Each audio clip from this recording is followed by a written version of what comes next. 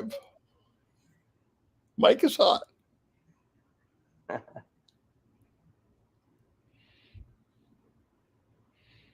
So is this sponsored by Star Wars or something? I don't know. Or Vans or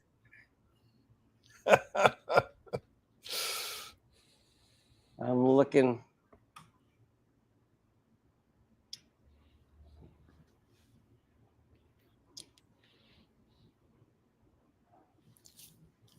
I should have better lighting, but this is okay for now. Yeah, well, I'm not sure here. I'm in. Here we are. Hello, everyone. Happy Wednesday. I am at. I'm getting an echo. Byron, introduce the show. I got to fix this mic. Hey, this is Byron. I've been hacking stuff for a long time, but maybe not quite as long as Ryan. I don't know. This is Hack Lab Live, and we're going to be talking about 3D printing and getting started with 3D printers. So maybe if you're thinking about getting a 3D printer for yourself or your kids, we're going to be talking about some ideas that could help you out and just some concepts and terminology, just so you're just a little bit more aware as you're going into it. So that's our topic for today. We're also trying out some really cool new software called StreamYard. And so Ryan is kind of fiddling around with that, and I'm his remote guest. And my air conditioning in the house broke today, so I am up in one of the kids' rooms where it's a little bit cooler. So if you see me suddenly turn into a melted, I don't know what, you'll know what's going on, because hopefully we can keep it cool. And actually, we're here with Ryan, so that kind of by definition makes it cool. So. Yeah, I got to fix the audio issue here. I'll be right there. Okay, so as we're kind of leading out, we've got a list of about 9 or 10 things we're going to talk about. We're going to start off and kind of define the space that we're talking about, because there's some new technologies coming on, but are they good for you, or just what's going on with that? We're going to be talking about budget and what to think about for your budget as you're kind of approaching this topic. And then we're going to talk about some formats of 3D printers that you'll see out there, and why one or the other might be better, size, materials to print with, and then some considerations that are really practical, like troubleshooting and how to deal with issues when they come up. In my humble opinion, if you don't have a jam or a problem with your printer, you're not using it enough. And so we're going to be talking about how to fix issues and things like that. Let's see, Ryan, how's that audio looking? I think it's pretty good. Great, sounds good to me. The issue was I was monitoring the stream on another browser window. Just novice mistake. So I'm not exactly sure what Byron said, but thanks for being here. I'm going to kind of keep us on track with these 10 items. Have you mentioned that we're going to cover 10 things, Byron? Yeah, 9 or 10 or 11. 9 or 10. Okay, so the first thing, did you talk about, we're going to discuss a printer that is going to be for a new user, right? Whether or not you're going to spend $100 or $1,000, what printer do you buy? So we're specifically going to talk about FDM printers, and that is the printer that uses filament as opposed to a printer that uses resin with UV light. That is a whole other discussion, but the main printer that people are buying to start out with is an FDM printer or a filament printer. So is there anything else that when you're considering the filament and you're buying that's categorically what we're going after? So it's important to understand that, but there's really nothing. You can make a decision to start with a resin printer, but why would you start with FDM, Byron? Okay, so filament printers have been around for a long time. They're really versatile, and then the thing you might hear people talk about is using a resin printer, because you can get really high resolution stuff and all that. But that can get a little bit complicated. It's also gooey. There's solvents, it's stinky, and if you're just doing resin, or if you're just doing filament printing FDM, it's a lot simpler to deal with. Right. So resin is extremely, I've used resin, I've done trophies whenever I needed extreme detail. But if you understand supports, which we're not going to talk about, we'll talk about that in another video, or you can just, there's lots of information about that. I think you can get some comparable results, but we're talking about FDM today. Right. As far as the budget goes, like I had mentioned in it right before the stream, I had talked with Byron that each brand that we would potentially recommend has a variant. They either have a mini or they have a large printer.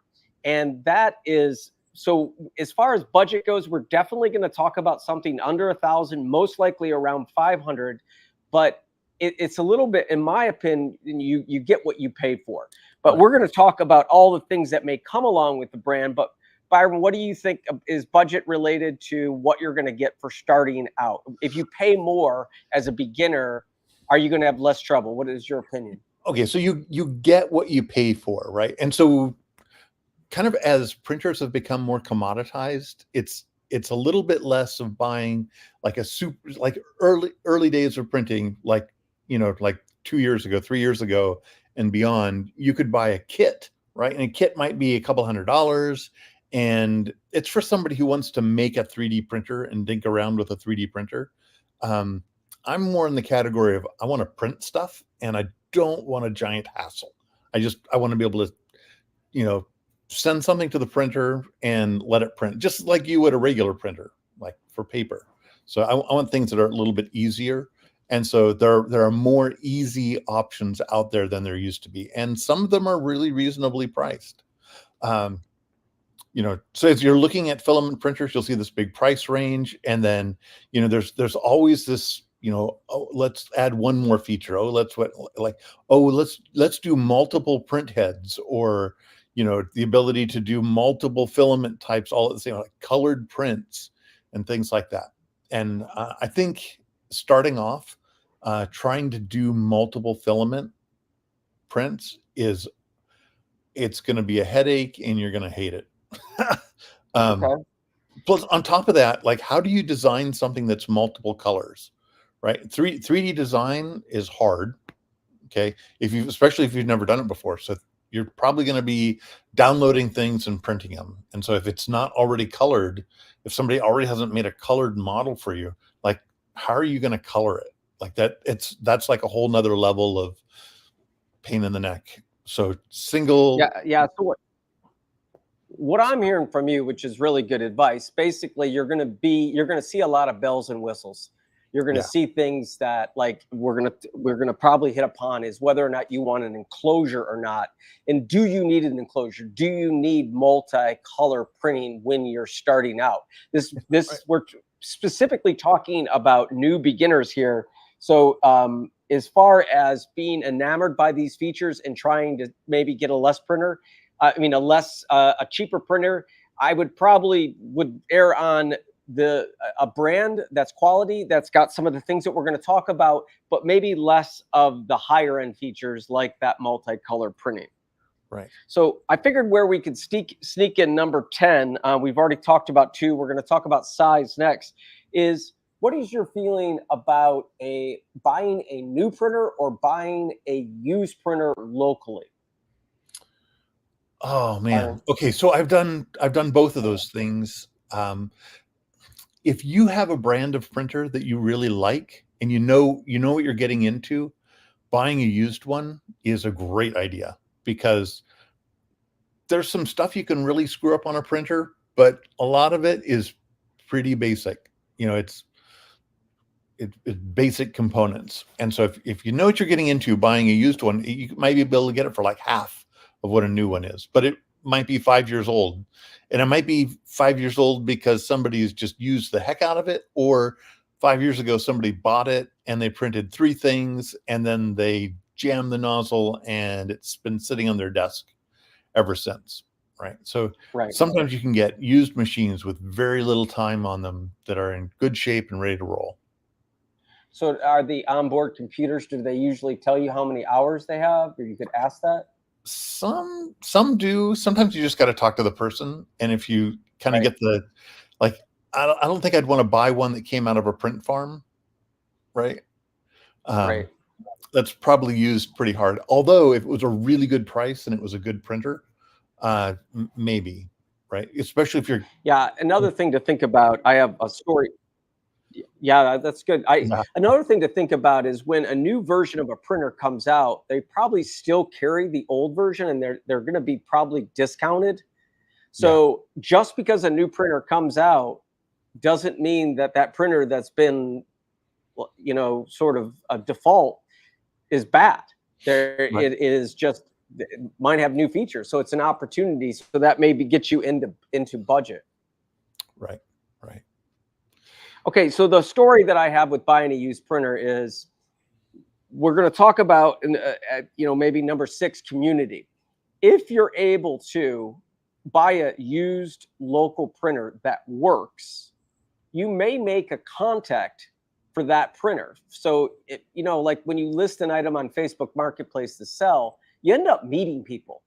And what if right down the street there was someone that you bought a used printer from that was kind enough to give you some advice? You have a choice of asking, could you print a small item and see the printer work, or you could just tell them whether or not they're being honest. You could go use that as your research, if it's local and it's close. Yeah. So next we're going to talk about size. Byron, what are your thoughts on the size of the print that you're going to make and the size of the printer that you need? So, okay, so here's the thing. I like the idea of some of these minis, especially for getting started because the price point is so good. Okay. Um, you're you're probably going to be printing like fidget spinners and things like, you're not going to print like a stormtrooper armor set or like an R2D2 to scale, right? You're going to be printing little things that you saw that were cool, like hangers and widgets and cell phone holders and all kinds of all the quite frankly gadgety crap that everybody wants for about an hour or two. So there's the small printers are good for that. Um, the larger format printers. So let's talk just a little bit about like how the printers work and what you're going to see. A lot of these mini printers will have like one arm sticking up and one arm going out to the side. Okay.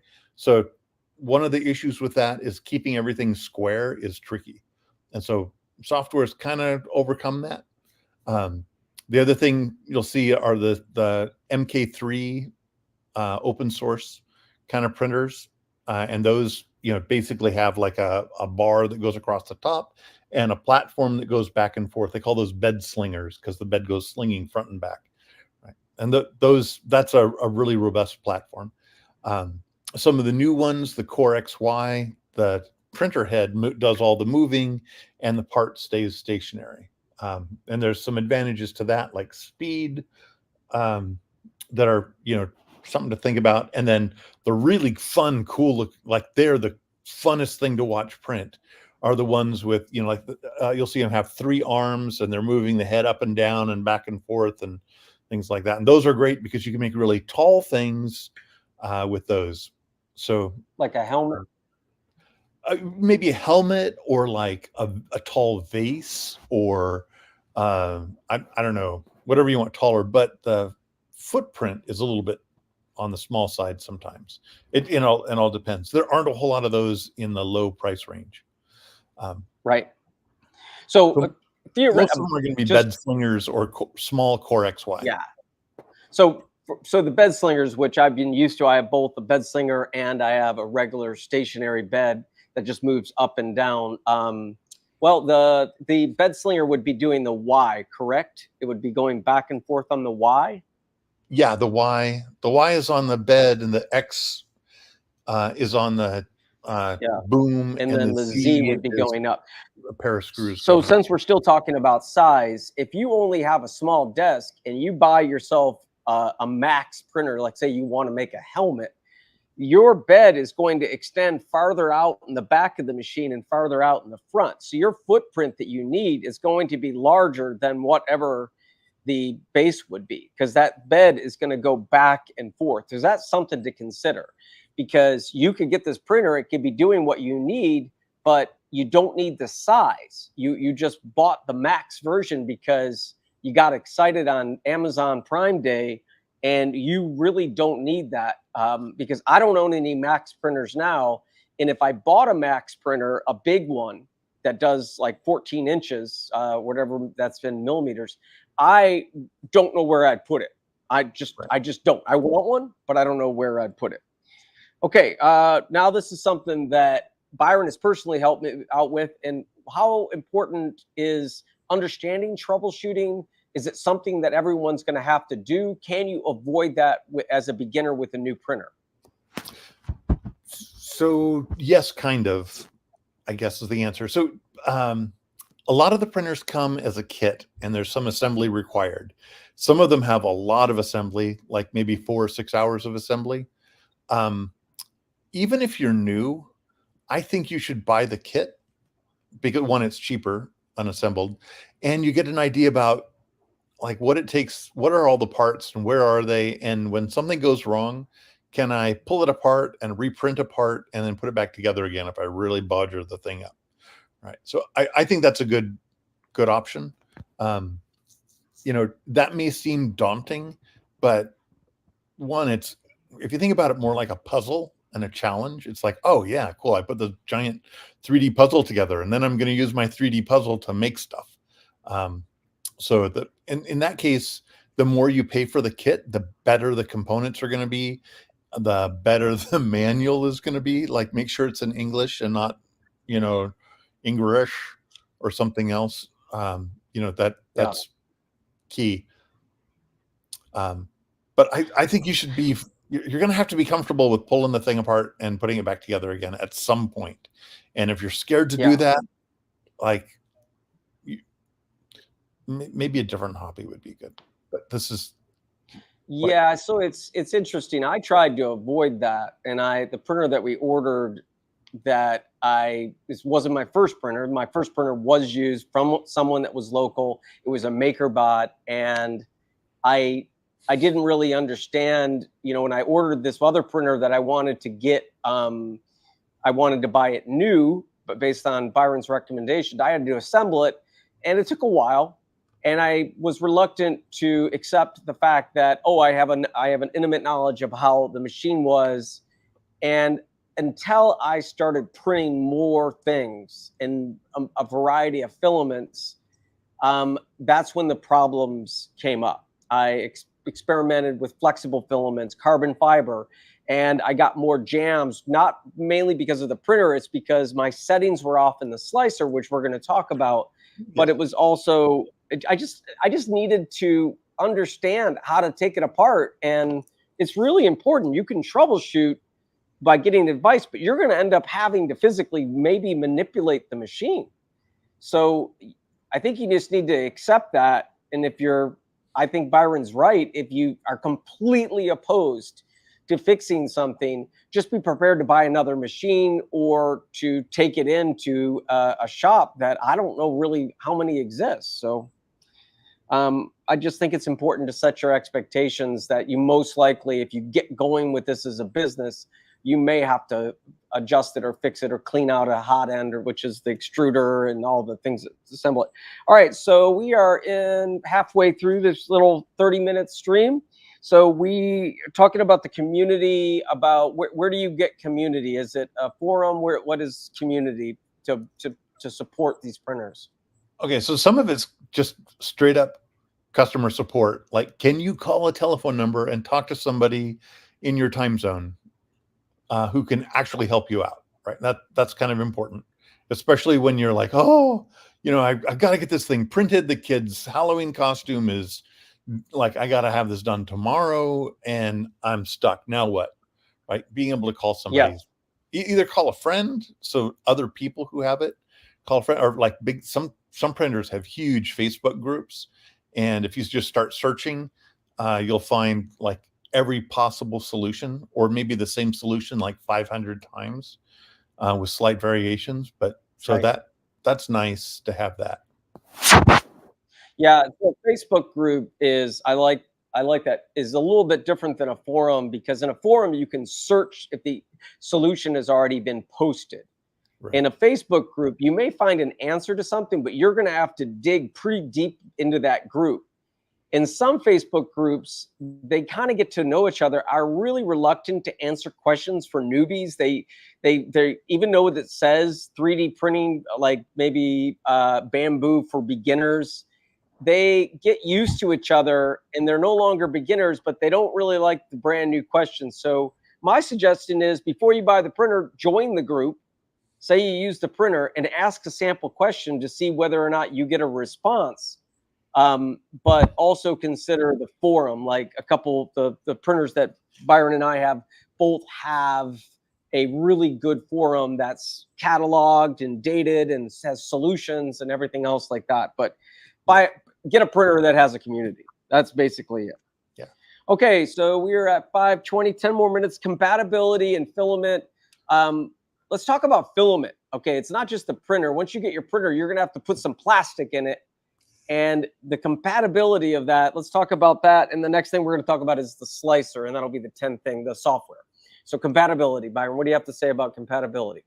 Okay, so the more you spend for your printer, the more thermal capacity it's going to have. The hotter the bed can get, the hotter the nozzle can get. And then you can start using some more extreme filaments, like, I don't know, nylon or something crazy. But with that comes a lot of other challenges, like making sure your filament is dry and all this sort of thing. PLA, the polylactose stuff, it's technically biodegradable. I don't know how long it takes to degrade, but but it's really easy to print. ABS has a bad name in some groups because it smells a little bit, but ABS is really easy to print, and it's a little bit hotter, right? And then PETG, and HT, these high temperature PLA or PLA plus, things like that, are a little bit like stronger, heavier duty things. Those are pretty easy to. PLA has some little tweaks to it that you got to just be aware of. It's not the same as PLA, so but there's a lot of good filament out there now. It used to be kind of like everybody was trying to jump on these. Oh, what about Amazon Basics? Is that stuff good or not? Or like a lot of the filament is just good because like PLA is, it's like what, like a dollar or two a pound, and so you're gonna buy a 2.5, 1 kilogram spool of filament for around $15 to $30. And again, usually the more you pay, the better it is. But like even cheap filament is pretty darn good right now. Right. And so the PLA being the number one. PLA, like, yeah, just printing PLA. PLA is really good. Or if you need things to be like solvent proof and waterproof and tougher, like won't crack, then PETG works great, or ABS. ABS just smells a little bit. Just to be aware of that. And then that's another thing for a printer. You'll see that some printers, like some come stock with enclosures like this bamboo P1P, and then a lot of printers like a Prusa or you can buy aftermarket enclosures. Those enclosures keep everything contained to print things like ABS, and that's another reason maybe to avoid the filaments like ABS at the beginning. Would you agree, Byron? Yeah, maybe. Like I'll just suck it up if I need hard parts, right? I don't care. I've been exposed to so many other things. Like the filament smell is pretty low on my list of things to be worried about. And I'm usually just running like one printer for rapid prototyping next to my desk, not like 100 or something like that. So right. Not so worried about that. You brought up the enclosure. Okay. So I got a cat, right? Family loves their cats. And so, sometimes I'm convinced that the cat fuzz gets jammed in somewhere, and that's what I'm cleaning out. Like, I don't know. So maybe I should have things in an enclosure or just keep the cats out of the office. But, the cats want to love on me when I'm in the office, and not talking to somebody on the line. So maybe that's. I have a printer that is not the most expensive printer, but it's it's a think it's called an Artemis Flash Forge or something, and it has a little sensor in the back that will sense whether or not the filament is out. Okay, so the filament's in the back, so that keeps you from doing this all for 4 hours if you weren't monitoring it, which you should, and have a fire alarm, I mean a smoke detector and stuff. But if it gets dusty, the filament gets dusty, or is extremely humid like it is right now in this garage, it will say it doesn't have filament, even though that it does, because something is messing with that optical sensor. So your printer may or may not have a filament detector. Some of the even the cheaper ones do now, but if you had an enclosure where you kept all the dust away, that would be a benefit. I'm not suggesting an enclosure for a beginner though. I don't use enclosures either. It just, keep it clean and you're good to go. If you're going to use it in your garage where you might have like wood dust or who knows what, spiders, then maybe an enclosure, but otherwise don't bother for a new printer. That's just like, okay. The last 5 minutes, what is a slicer? You're going to have to use software for a printer. It doesn't matter whether or not you download the model from Thingiverse or from the forum. You got to use software. What's a slicer, and what's important to consider with the software for the printer? Okay, so let's just talk about workflow for a little bit and some file types, because this is important. And this is sort of like a big deal, but then it becomes secondhand. So you're going to have a file called an STL, or there's a couple of other ones, but that's the shape, like a three-dimensional shape. And you have to turn the three-dimensional shape into machine code for telling the printer where to squirt out the filament and stuff like that, and like how to do it in the order and speeds and all this sort of thing. And so that's done in a slicer software. So you might have 3D modeling, or you download something from Thingiverse or your favorite place, and then you got to slice it for your printer, and that'll be some of the code is super generic. It's called G code. So you make a file that has a .g code extension.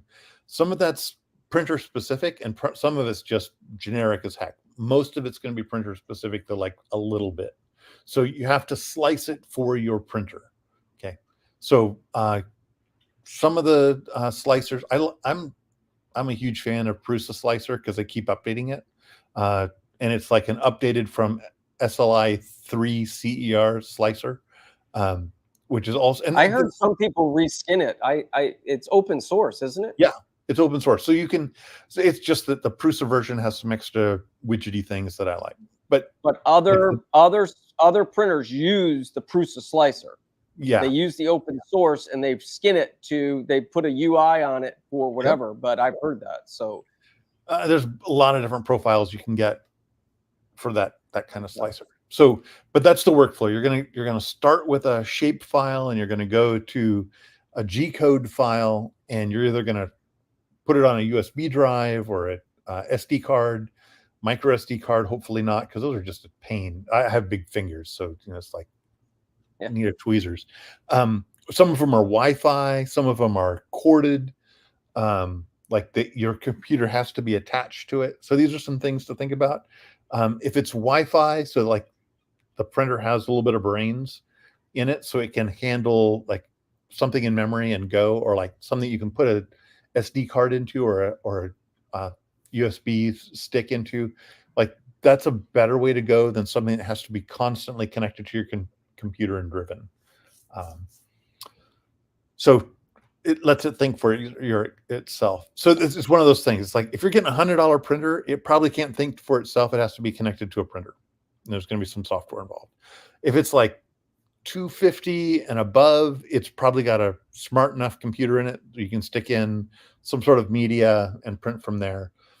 If you're in like the $500, $700 range, it probably has Wi-Fi connection, and that's just super, super convenient, but not necessary, right? And then some of the other features, this is like the last couple of minutes for features, crash detection. So like if it jams into your plate, especially for the Core XY, something that says stop it before it wrecks your head, right? or if your print breaks loose and it's got something that says, "Hey, I'm bumping into things. I've detected a crash." Like that's really nice things to have for a beginner. One other thing that's like stupid, but I love. So a lot of the printers have the ability, if they lose power, they'll just park and they'll remember where they left off. And then when you turn the power back on again, they come up and keep going. And it's not that I live in a place where I lose power. It's that occasionally I've plugged it into a switched outlet and somebody like set up prints and everything. Somebody goes around the house and turns off all the lights. Like maybe I would do that. And you flick the light switches and it's like, oh, I just shut off the printer. And I was 6 hours into an 18-hour print. Like crud. I just threw away a bunch of film. So having that is a really convenient feature also. Yeah, that's good. So I just want to just summarize a couple of things we talked about. So we're talking about a new printer or a potentially used printer that's good for a beginner. These are FDM printers that use the actual like filament that looks like corded stuff you would weed whack your lawn with. The size is dependent on what you're going to print, how much area that you have. Yeah. Byron talked about troubleshooting. Just the fact that you're going to set your expectations that you're going to have to fix your printer at some point. And Byron mentioned if you're not using you don't run into a problem, you're probably not using your printer enough. It's probably a hobby, just like a vehicle or anything else like that. When you use something a lot, it has a tendency to break down more. Community, Facebook forums, that's something you can do. You can research before. So it's not just taking a recommendation of a printer, it's just seeing what's behind it, who's supporting it, whether or not it's a 1-800 number or if it's actually a forum. Byron talked about compatibility. We talked about enclosures, which we're not recommending for a beginner, so that'll save you some money. And then we talked about the software and some other features. But anyways, we have a video coming out that's some of the printers that we would recommend, including the one that we use and why we use it. And it's within that spectrum of 0 to 0 being your uncle or your aunt gave you a printer to $1,000. So anyways, thanks for joining us. And if you have any questions or you have any other topics you want us to talk about on this live stream, put it down in the comments. And any final thoughts, Byron? No, I just like go out and make stuff that connects you with other people. Oh wait, I just stole your line. Yeah, it's making things. Yeah, so just make something that connects someone. That's what I say is that, sometimes when you're printing something and you don't know what to print or you lose that motivation or that energy, I think what I always say is think about becoming someone's hero or making a gift or something that connects someone.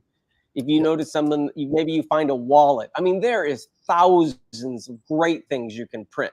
So think about a person that needs something and not necessarily a thing. That's what I think about. Become the Everybody 3D loves printer a new hero. fidget spinner. That's all I'm saying is everybody loves a new fidget, like something wonky or, like a fold up something or other. I don't know. There's so much out there. Yep.